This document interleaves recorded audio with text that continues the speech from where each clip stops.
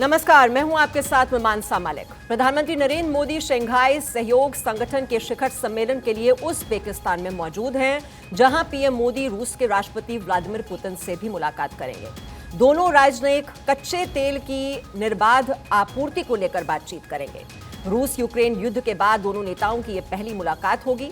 इससे पहले गुरुवार को रूस के राजदूत डेनिस एलिपोव ने बताया कि भारत को कच्चे तेल की आपूर्ति जारी रहेगी और ये इस साल नया रिकॉर्ड बनाएगी। तो उज़्बेकिस्तान के समरकंद में चल रही है एससीओ की ये बैठक। एससीओ की बैठक का पहला राउंड खत्म हो चुका है। बैठक के बाद पीएम मोदी ने अपना पक्ष रखते हुए दुनिया को खास संदेश दिया। पहले राउंड की बैठक में किन खास मुद्दों पर चर्चा हुई आपको बता दें। सुधार और विस्तार पर चर्चा हुई, रीजनल सिक्योरिटी पर मंथन हुआ, आपसी सहयोग बढ़ाने पर बात हुई, कनेक्टिविटी को मजबूत करने पर चर्चा हुई और किस तरह से एससीओ सदस्य देशों के बीच व्यापार को बढ़ावा देना है उस पर भी चर्चा हुई। तो देशों के बीच आर्थिक सहयोग बढ़ाने पर जोर दिया जा रहा है और प्रधानमंत्री मोदी का जो संबोधन रहा उसमें जो अहम बात उन्होंने कही कि जो भारत है उसमें 70,000 स्टार्टअप हैं, मैन्युफैक्चरिंग हब बनाने पर फोकस रहेगा देश का। तो कहीं ना कहीं उन्होंने जो संदेश है वो चीन को भी दे दिया इस बैठक के जरिए और पाकिस्तान को भी खरी खरी सुनाई। जहां तक बात ट्रांजिट की है उसको लेकर उन्होंने लताड़ लगाई पाकिस्तान को। नाम किसी देश का नहीं लिया लेकिन संदेश हर देश के लिए था, चीन के लिए भी, पाकिस्तान के लिए भी और अपने दोस्त रूस को भी, क्योंकि उन्होंने इस बात का जिक्र किया कि किस तरह से ग्लोबल सप्लाई चेन्स प्रभावित हुई हैं रूस यूक्रेन युद्ध के बाद और जो एनर्जी सिक्योरिटी है, फूड सिक्योरिटी है, अब उसे सुनिश्चित करने पर जोर होना चाहिए एससीओ सदस्य देशों का। तो ये मोदी का मंत्र जो हम आपको दिखा रहे हैं, कनेक्टिविटी को मजबूत करना, आपसी सहयोग बढ़ाना, जो देशों के बीच जो व्यापार चल रहा है उसको बढ़ावा देना।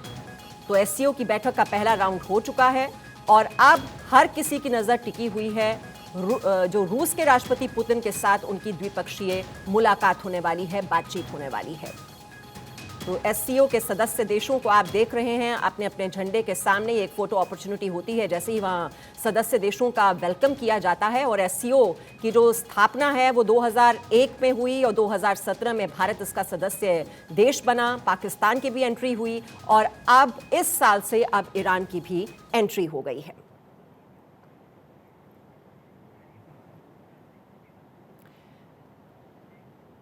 तो एससीओ समिट हमारे देश के लिए कितनी महत्वपूर्ण और हमें क्या उम्मीदें रखनी चाहिए, इस वक्त हमारे साथ खास मेहमान जुड़े हुए हैं। आप देख रहे हैं हमारे साथ स्टूडियो में यहाँ विदेश मामलों के जानकार रविंदर सचदेव जी हैं, डिफेंस एक्सपर्ट श्रीवास्तव जी को आप देख रहे हैं, अचल मल्होत्रा जी लगातार हमारे साथ जुड़े हुए हैं और पूर्व राजनयिक राजीव डोगरा भी इस वक्त हमारे साथ जुड़ गए हैं। राजीव डोगरा जी, आप अभी अभी हमारे साथ इस कार्यक्रम में शिरकत कर रहे हैं, बहुत बहुत स्वागत है आपका।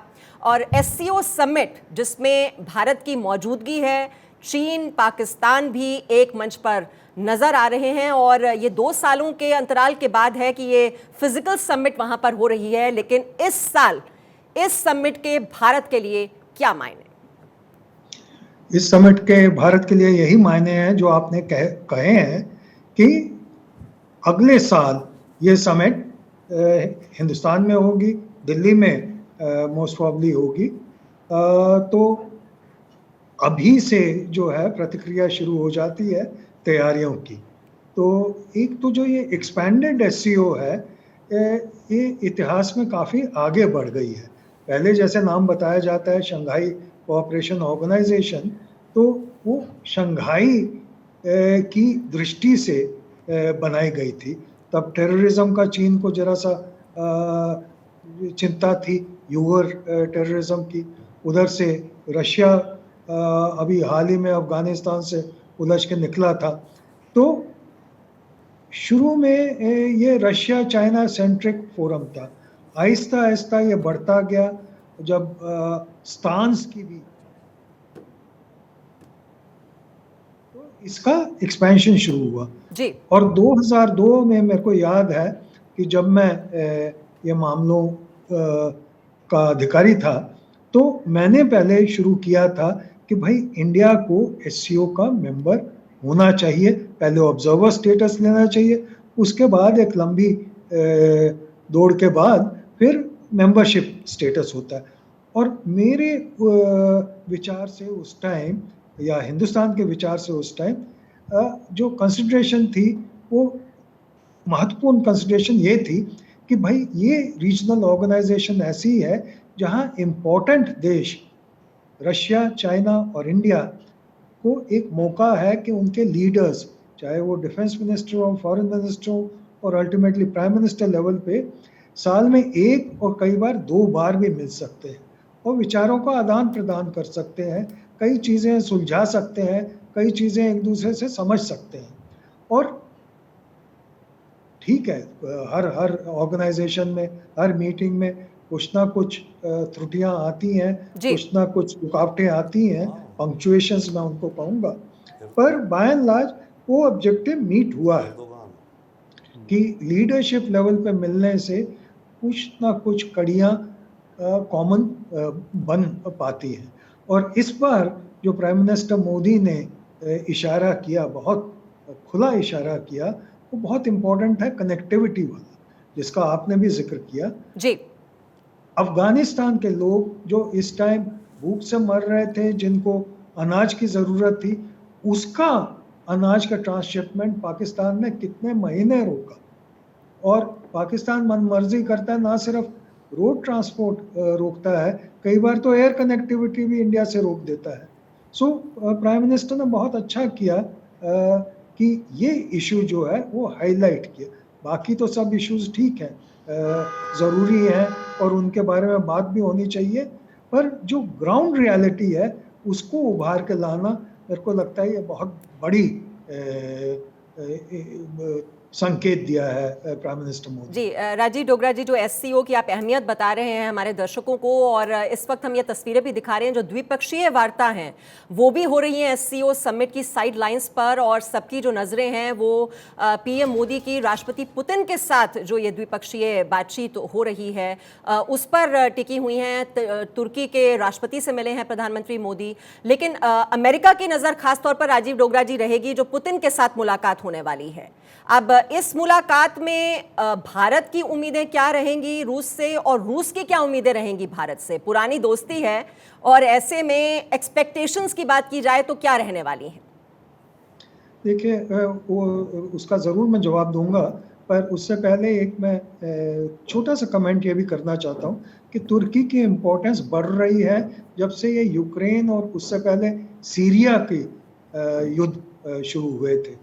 तो तुर्की का दखल दोनों मामलों में ज़्यादा है, और यहाँ तक कि तुर्की ने नेटो मेंबरशिप को एक्सपेंड करने से अड़चनें लगाई थी और अमेरिका और दूसरों ने काफ़ी गुजारिश की थी। सो ये जो मीटिंग अनप्लान्ड थी, तुर्की का रुख इंडिया के लिए काफ़ी अच्छा नहीं रहा पिछले दिनों में। सो हो सकता है इस मीटिंग में थोड़ी सी पॉजिटिविटी बढ़े। जहाँ तक रूस का सवाल है, प्राइम मिनिस्टर मोदी ने पहले भी प्रेसिडेंट पुतिन को टेलीफोन में कहा था कि डिप्लोमेसी को चांस देना चाहिए और किसी तरफ शांति की तरफ कदम बढ़ाने चाहिए। ये सब तो एक तरफ है, पर साथ साथ प्राइम मिनिस्टर मोदी ने रूस को ऐसा कुछ एहसास नहीं होने दिया कि हम अपनी पुरानी दोस्ती भूल गए हैं। इनफैक्ट कई प्रेशर्स के बावजूद इंडिया ने इंसिस्ट किया कि हम ऑयल एंड गैस जो है रूस से लेते रहेंगे। इसमें हमारा भी स्वार्थ है, पर एट द सेम टाइम हमारी फॉरेन पॉलिसी की इंडिपेंडेंस हम असर्ट करना चाहते हैं कि हम पुराने दोस्त को नहीं भूलना चाहते। तो ये जो कई बार पब्लिक में ऐसा ख्याल है कि देखो हमने कम कीमत में मिल रहा था तो इसीलिए हमने लिया, वो इतना सिंपल नहीं है ये मुद्दा। ये मुद्दा जो है 1971 की पीस ट्रीटी से लेके जो एक कड़ी बनी, उससे पहले हमेशा रूस और इंडिया का एक समान कॉमन जो प्लेटफॉर्म होता था यूएन और इंटरनेशनल इश्यूज में, उस सब से जुड़ा हुआ है। तो ये जो मीटिंग है अमेरिका के लिए इसलिए भी इम्पोर्टेंट होगी कि मेरे को ये लगता है कि प्राइम मिनिस्टर मोदी एक बार फिर दोहराएंगे कि कोई ना कोई रास्ता ऐसा निकाला जाए कि लड़ाई की जगह कुछ जो सोल्यूशन है दोनों साइड को एक्सेप्टेबल हो, रूस को भी और यूक्रेन को भी, तो उसी में फायदा है। ठीक है, हमारे साथ यहाँ पर श्रीवास्तव जी भी हैं। श्रीवास्तव जी, जो चीन और रूस की बढ़ती नज़दीकियाँ हैं, अब वहाँ पर शी जिनपिंग ने रूस ने चीन की तारीफ की है कि एक बहुत ही बैलेंस्ड अप्रोच उनकी ओर से दिखाई गई पूरे युद्ध के हालात के दौरान। अब ये जो बढ़ती नज़दीकियाँ हैं, ये भारत की परेशानी कैसे बढ़ाती हैं मीमांसा, और उन्हें कैसे एड्रेस भी किया जाएगा? मीमांसा जी, एक चीज़ मैं आपसे कहना चाहूँगा, जितने भी नेशंस हैं they all act in their own interest, national interest. इस वक्त रशिया के पास जिस तरह से रूस अलग थलग हो गया है, उसके पास चीन एक बहुत बड़ा सहायक देश है, जहाँ से उसे पूरी उम्मीद है कि हर तरह की सहायता हर समय और हर दृष्टिकोण से मिलेगी। इसलिए रूस और चीन का इस वक्त पास पास जाना और रूस का चीन को ज़्यादा से ज़्यादा अपना तेल देना, ये स्वाभाविक सा है, इसको हम समझ सकते हैं। लेकिन जब आप बड़े देश आते हैं, आप अपने आप को ग्लोबल प्लेटफॉर्म पर लाना चाहते हैं, तो आपको इस तरह के कॉन्फ्लिक्ट्स को मैनेज करना पड़ता है। वही देख रहे हैं हम मोदी जी के ज़रिए, जो प्रधानमंत्री मोदी हैं, वहाँ जा कर के उसी को बैलेंस करने की कोशिश कर रहे हैं। अगर आप देखिए, आज अगर अंतर्राष्ट्रीय स्तर पर कोई एक बड़ा देश जो दोनों तरफ बैलेंस करके चल रहा है, तो सिर्फ वो भारत ही है। और इस वक्त चाइना का रशिया के साथ जो संबंध है, वो मेरे ख्याल से लिमिटेड होगा। रशिया अभी ऐसा कुछ नहीं करेगा जिससे कि हिंदुस्तान के लिए जो वो कर सकता है उसमें कोई क्षति होगी। जैसे हमारा उनसे क्या संबंध है, हमारा उनसे बहुत पुराना और प्रगाढ़ संबंध है। हमारे जो मिलिट्री इक्विपमेंट हैं, उनके पास इस वक्त हमारे पास 60% से ज़्यादा उनके मिलिट्री इक्विपमेंट हैं। उसके लिए हमें सपोर्ट, सस्टेनमेंट के लिए उनका लगातार सहयोग चाहिए। और हमारे पास S-400 भी आ रहा है, जो हमारे एयर डिफेंस नेटवर्क का सबसे लीडिंग मेंबर होगा, जिसके बेसिस पर हम डेटर करेंगे, इंक्लूडिंग चाइना अगर एडवर्सरियल अप्रोच रखता है। और तीसरी बात यह है कि इंडो पैसिफिक में हमें ज़रूरत है, और रादर अमेरिका को ज़रूरत है हमारी भी। हम इस वक्त एक काउंटर फोर्स की तरह अवेलेबल हैं साउथ एशिया में, जिसमें दोनों तरफ से दो लोगों को ज़रूरत है। उसका हम जोग्राफिकल जो हमारी लोकेशन है, जैसे पाकिस्तान में पहले बहुत फ़ायदा उठाया। आपने देखा था 1971 में अमेरिका पाकिस्तान के साथ खड़ा था, और हमें रशिया की मदद से हमने 71 की लड़ाई जीती भी। तो उन्होंने क्या हमें सपोर्ट दिया? उन्होंने ये कहा कि हम अमेरिकन फ्लीट को, जो 7th फ्लीट था, उसको इंटरफेयर नहीं करने देंगे। Sometimes this is a very very important message. तो एट द मोमेंट जो हो रहा है वहाँ पर, अगर आप मुझसे इसका आकलन करवाना चाहेंगी, तो मैं कहूँगा जो हमारी नीति चल रही है वो बहुत ही बैलेंस्ड, बहुत ही संतुलन में, और एक तरह से हमारी जो सामरिक रिक्वायरमेंट्स हैं, श्रीवास्तव जी, वक्त में बस कम है। मैं चाह रही थी कि ब्रेक पर जाऊं। मैं उससे पहले एक एक कमेंट रविंदर जी और अचल जी की भी बात तब अधूरी रह गई थी। अचल जी, आप यही बात कह रहे थे, जो बैलेंसिंग एक्ट भारत की ओर से हो रहा है, ये जो तटस्थ कूटनीति, तो ये संदेश वहीं से आता हुआ क्या दिखाई दिया आपको, जो प्रधानमंत्री मोदी का संबोधन रहा? देखिए, प्रधानमंत्री मोदी का SCO में होना और एक लीडिंग रोल के हैसियत से होना, ये अपने आप में एक मैसेज है कि भारत को इस बात से कोई एतराज़ नहीं कि भारत ये इसके SCO की जो कंपोजिशन को प्रोजेक्ट किया जा रहा है, एंटी वेस्ट या सेमी ऑटोक्रेटिक या लैक ऑफ ट्रांसपेरेंसी या सेमी डिक्टेटरशिप, भारत को अपनी नेशनल इंटरेस्ट में इस एरिया में देखना है। और ये सेंट्रल एशिया और ख़ासतौर से अफगानिस्तान के कॉन्टेक्स्ट में ये एरिया हमारे काफ़ी इम्पॉर्टेंट है, और आर्थिक दृष्टि से भी यहाँ पे बहुत सा यूरेनियम है, ऑयल एंड गैस रिसोर्सेज हैं।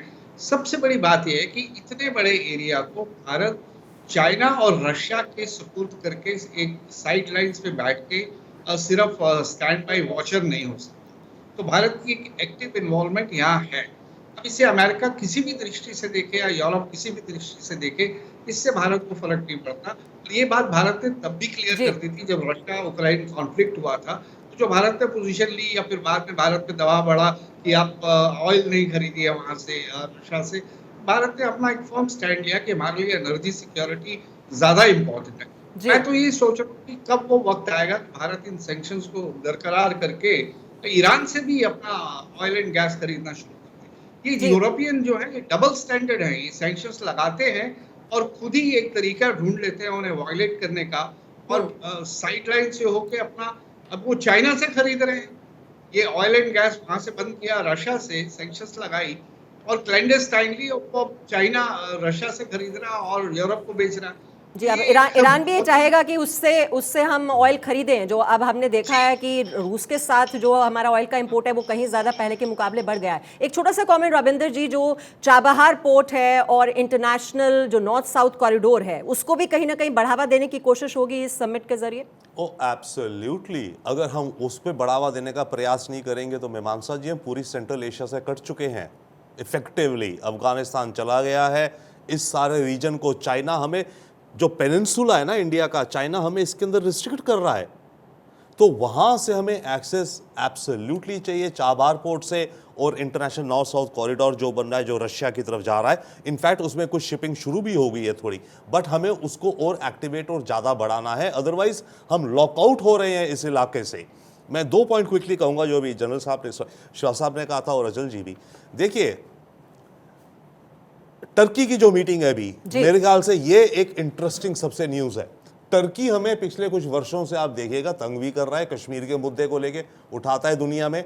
टर्की ने काफ़ी और स्टेप्स लिए जिससे हम इंडिया में अनहैप्पी रहते हैं, बट अगर आज ये मीटिंग हो रही है, ये दिखाता है दुनिया में हमें ये विचार रखना चाहिए, there is no enemy, only friends and potential friends.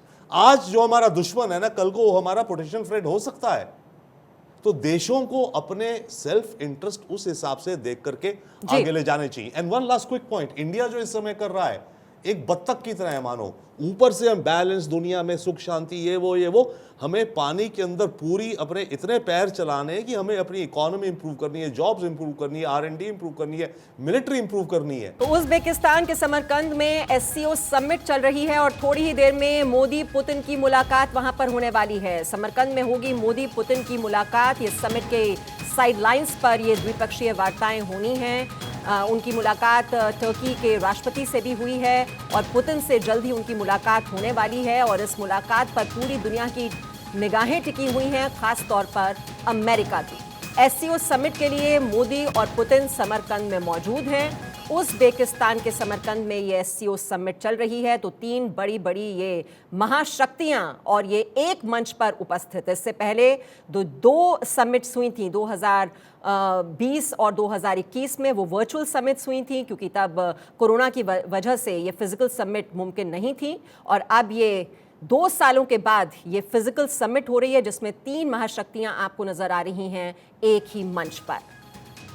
और SCO समिट की साइडलाइंस पर जो द्विपक्षीय वार्ता होने वाली है प्रधानमंत्री मोदी की राष्ट्रपति पुतिन के साथ, उस पर खास तौर पर सबकी नजरें टिकी हुई हैं। हमारे साथ इस वक्त 3 मेहमान मौजूद हैं। श्रीवास्तव जी हमारे साथ हैं, रविंदर सचदेव हमारे साथ जुड़े हुए हैं और अचल मल्होत्रा जी भी इस वक्त हमारे साथ हैं। अचल जी, माफ़ी के साथ आपकी बात तब भी अधूरी रह गई थी, मैं आप ही से शुरुआत कर रही हूँ। जो हम वर्ल्ड ऑर्डर की बात कर रहे थे कि किस तरह से परिस्थितियाँ पूरी तरह से बदल गई हैं रूस यूक्रेन युद्ध के बाद, और रूस यूक्रेन युद्ध के बाद ये पहली मुलाकात हो रही है पुतिन और PM मोदी के बीच। हालांकि फ़ोन पर ज़रूर बातचीत हुई थी, और जो भारत का हमेशा ये पक्ष रहा है कि डायलॉग के ज़रिए, शांति के ज़रिए इस समस्या को सुलझाया जाए। अब जब आमने सामने हैं PM मोदी और पुतिन, तो क्या एक्सपेक्ट किया जाए, क्या बातचीत आज हो रही होगी मेज़ पर?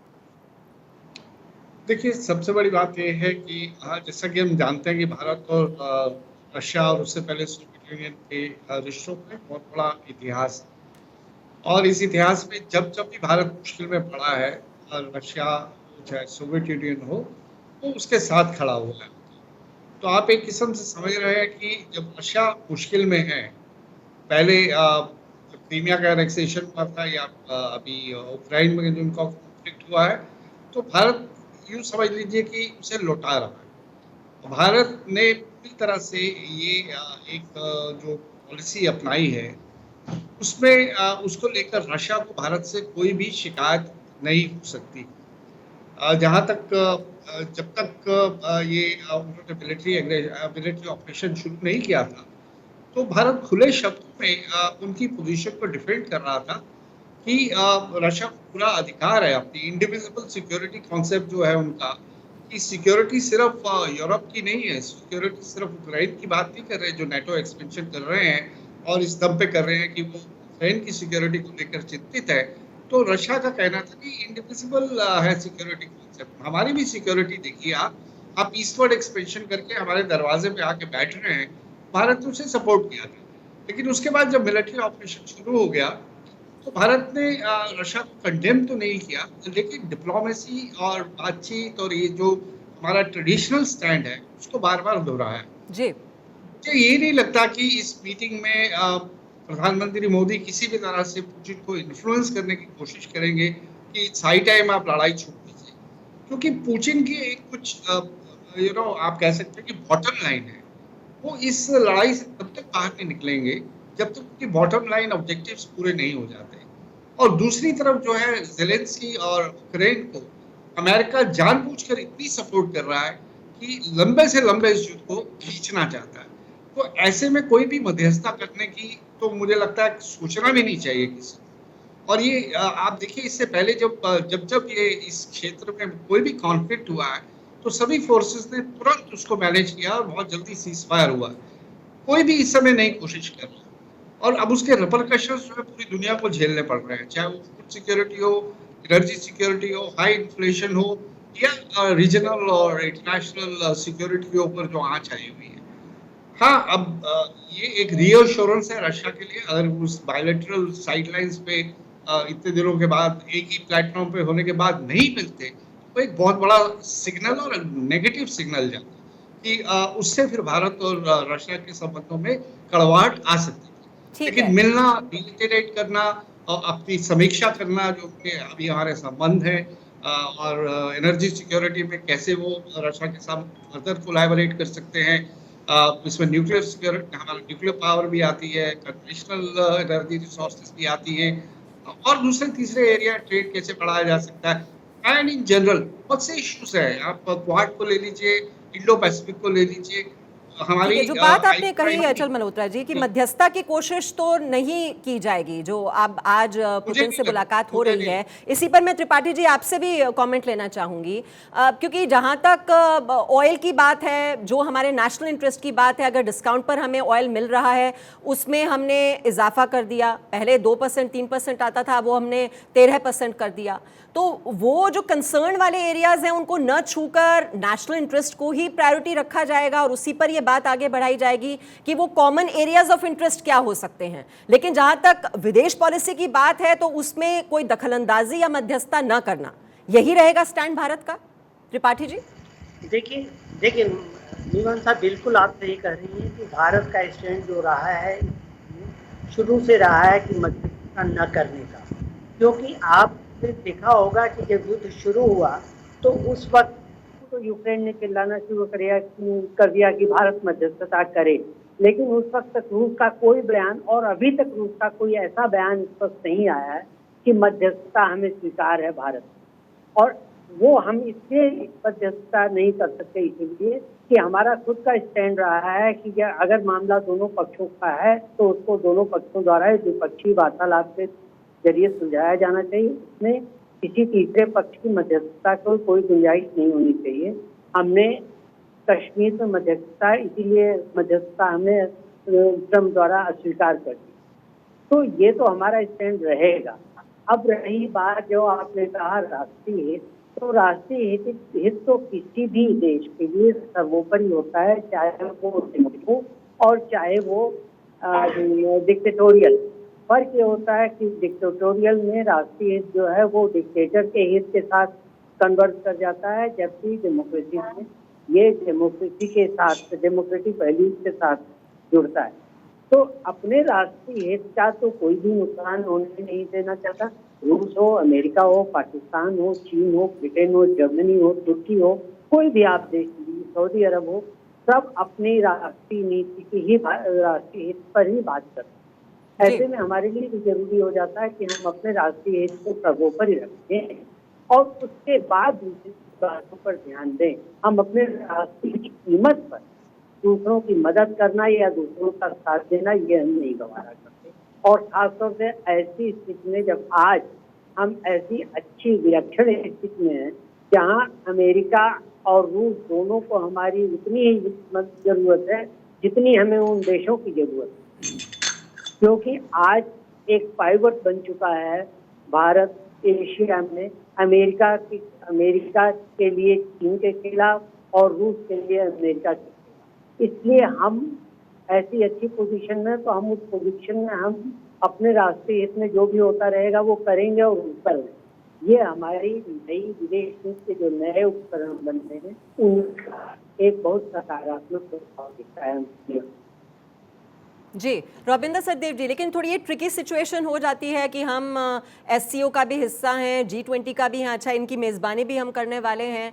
अब ऐसे में ये अहमियत इस एससीओ समिट की कितनी ज़्यादा बढ़ जाती है, और भारत के लिहाज से हम समझें तो क्वाड का भी हिस्सा है भारत, तो अमेरिका की तो नज़र रहेगी ही इस पर कि हम क्या करने वाले हैं। जी हाँ, बिल्कुल रहेगी। और आने वाले वक्त में आप देखिए इस तरह की जितनी भी ये संगठन है ना, एससीओ हो गया, क्वाड हो गया, G7 हो गया, G20 हो गया, जितने नेटवर्क है सबकी वैल्यू बढ़ रही है, क्योंकि दुनिया का माइक्रोस्कोप है कि हर जगह कौन कौन मिल रहा है और कौन किससे क्या कह रहा है, राइट। अब भारत का जहाँ तक रोल है, अगेन वही बात आ जा रही है, जिस विचारधारा से हम जाते हैं, जो हमारी लेगेसी है हमारे देश की सिविलाइजेशन की, राइट, उसके चलते हमारी देश में अच्छी खासी इज्जत भी है। और हम एक leadership of thought, common sense, basic common sense नहीं बच रही इस समय दुनिया में, राइट, सब एक दूसरे पे चढ़े पड़े। एनीवे, तो भारत की अहमियत है। नाउ द पॉइंट इज कि अभी जैसे मध्यस्थता की आप बात कर रही थी, मैं समझता हूं, मैं ये नहीं कह रहा हूं कि भारत रशिया से बोले नहीं आप शांति करो, यूक्रेन के साथ युद्ध रोको, नो। मैं केवल ये कह रहा हूं ऐसी डील मेकिंग्स होती हैं पर्दे के पीछे, तभी तो पर्सनल मीटिंग्स इंपॉर्टेंट होती हैं कि मोदी जी पुतिन से बोले ओके, जब भी आप तैयार हो, अगर आपको लगता है अमेरिका को कोई मैसेज भेजना है हमें बता देना, हम आपकी मदद कर देंगे पीछे से मैसेज। ये इस तरह की डील्स होती हैं। ये मध्यस्थता सामने आकर के नहीं कि इजराइल पैलेस्टाइन अकॉर्ड, नॉर्वे आकर के ये जॉइंट मीटिंग्स होल्ड कर रहा है, हम उसमें बिल्कुल नहीं जा रहे हैं।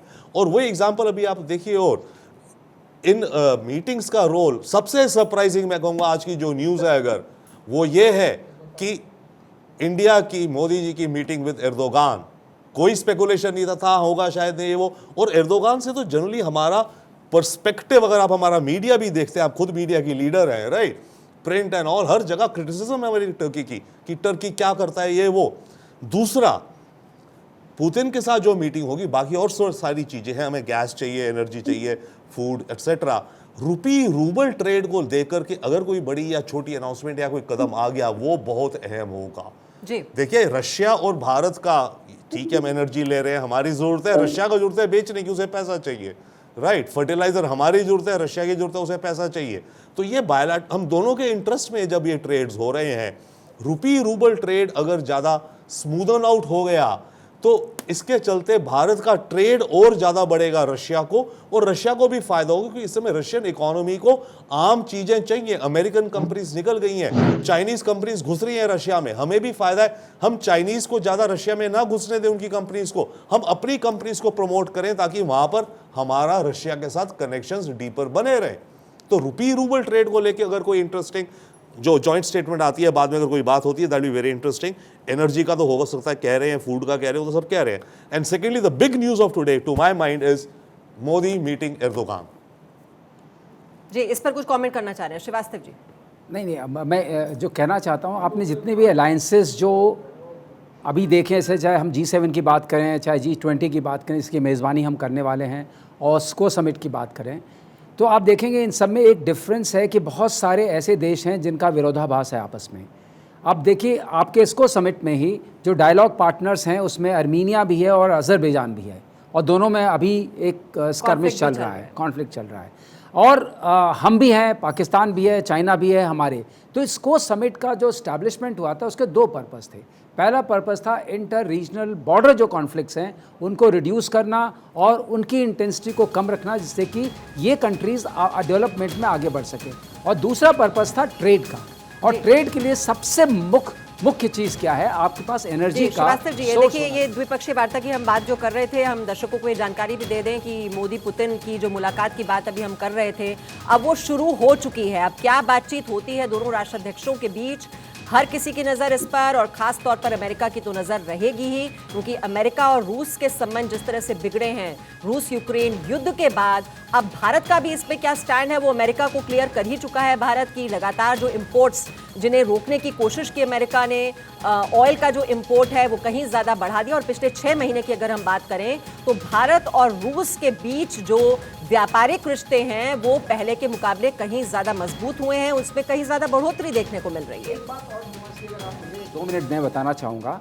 मुझे लगता है कि हम जो स्टार्टअप्स की हमने बात की, 70,000 स्टार्टअप्स, हमने और बात की इंडस्ट्रियल प्रोविस की अपने कंट्री की, तो हम अपने आप को पिच करने की कोशिश कर रहे हैं as against China, as a trading partner in Central Asia and other countries, कि हम भी हैं और हमारे पास 2 ऐसे मिलिट्री इक्विपमेंट हैं जिसको हम मार्केट प्लेस में लेके अवेलेबल हैं। एक तो हमारे पास surface to air missile system है आकाश, जिसको लेके हम आगे जा रहे हैं, और दूसरा हमारा LCA है जो तेजस, उसको लेकर के हम मार्केट प्लेस में जा रहे हैं। हम कोशिश ये कर रहे हैं कि वहाँ ये हो। आपको एक और इंटरेस्टिंग चीज़ है जो अभी मैंने नहीं सुनी अपने डिस्कशन में, कि 2015 if I am not mistaking, even USA wanted to become member state of SCO summit, it was rejected by the members. So अब US के पास अगर कोई वाया मीडिया है वहाँ पर एक तरीके से ऑब्जर्वर बन के रहने का, वो इंडिया ही है, कि इंडिया से हमारे उसके मिलिट्री के इक्वेशंस भी हैं, और जहाँ तक पीपल टू पीपल इक्वेशन है, आई थिंक US उसमें बहुत डोमिनेट करता है।